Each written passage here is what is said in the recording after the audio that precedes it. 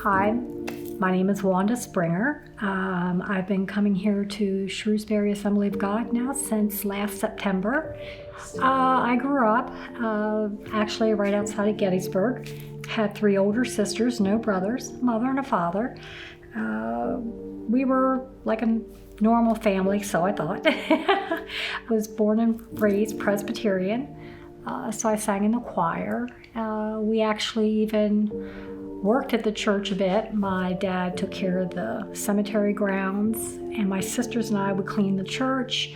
There'd be organizations, parades, and everything through the church, and my mom would help with the cooking and stuff in there.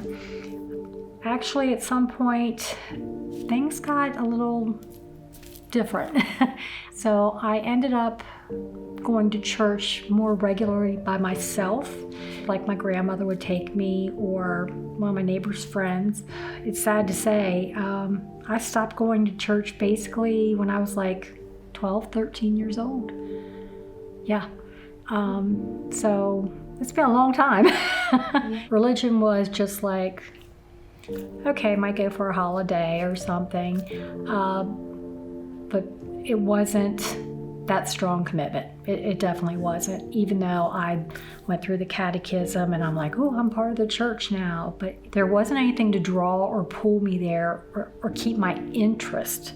And so I guess that's why it became so easy that when we stopped going, I just stopped going and didn't think about it. My parents did divorce when I was in 8th grade, so it was very trying. And between the divorce and then him dying, passing in the accident, it was really rough. My dad was loved by everybody in our community, everybody that knew him. He was just such a phenomenal human being.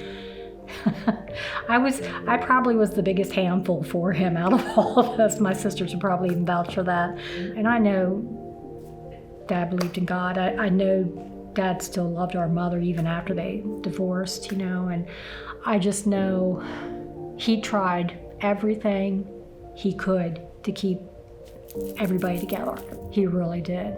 He was in a motorcycle accident. He was coming home one night from his girlfriend's, and I got the call from her son that he went to make a left-hand turn and his sidekick wasn't up the whole way, so it flipped him over, and the helmet came back and crushed his brainstem.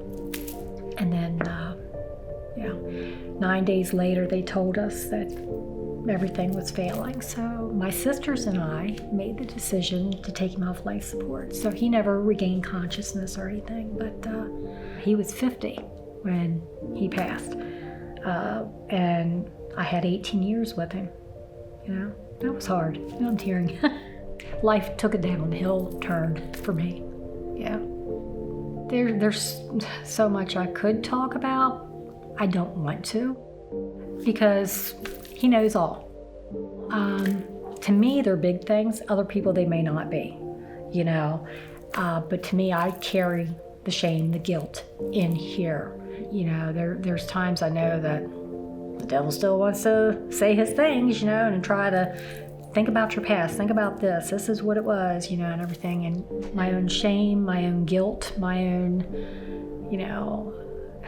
and I guess that just is the way I always kept everything so close and closed off from everybody that I felt I carried the weight of everything on me. It was my fault, my responsibility. And, you can't love yourself as much until you experience the love of God. Let's face it, you can't.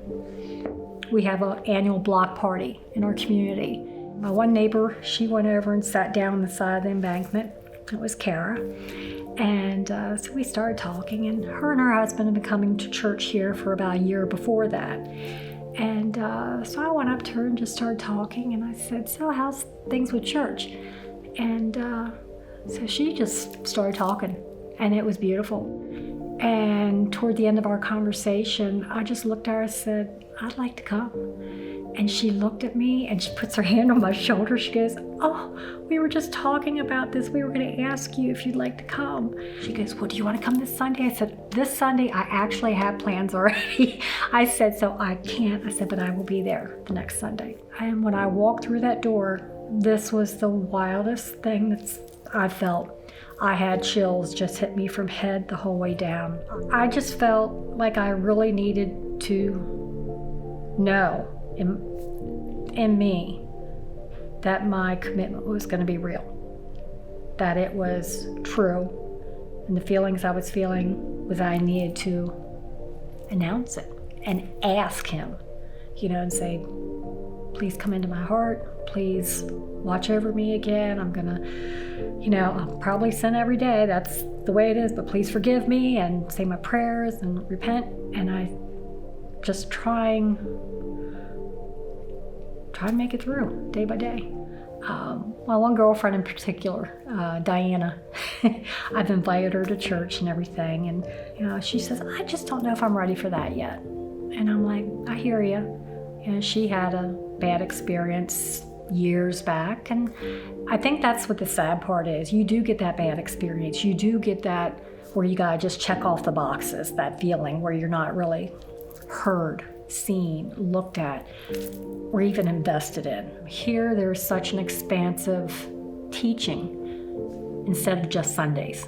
We're given the opportunity. You have the connection to grow. Because if you don't, you become stagnant or you fall away like I did. I fell away. And all these years, I could have been so much closer than I am, but maybe that wasn't his plan then. That I had to see and do everything I did to be where I am now. That's the way I look at it. I think Jesus has just opened me up. I didn't know this part of me could be like this. All these years, it's like there was a piece missing, and I just didn't know. It's not that I didn't know, I think I was scared to take that step, to actually step back in. I know he's been there, but now I really feel he's there. I feel it in here. I'd never felt that before. Yes, freedom. That's just it. It feels like a weight's been lifted off me. I'm free. Yeah, I've got it. My heart and my spirit are free.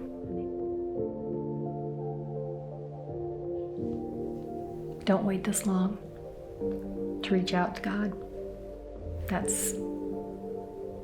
Don't let it take this long, because the light you get, the love you get is unbelievable, unimaginable. People that don't know him and get to know him and follow him, it's pretty remarkable. It really is.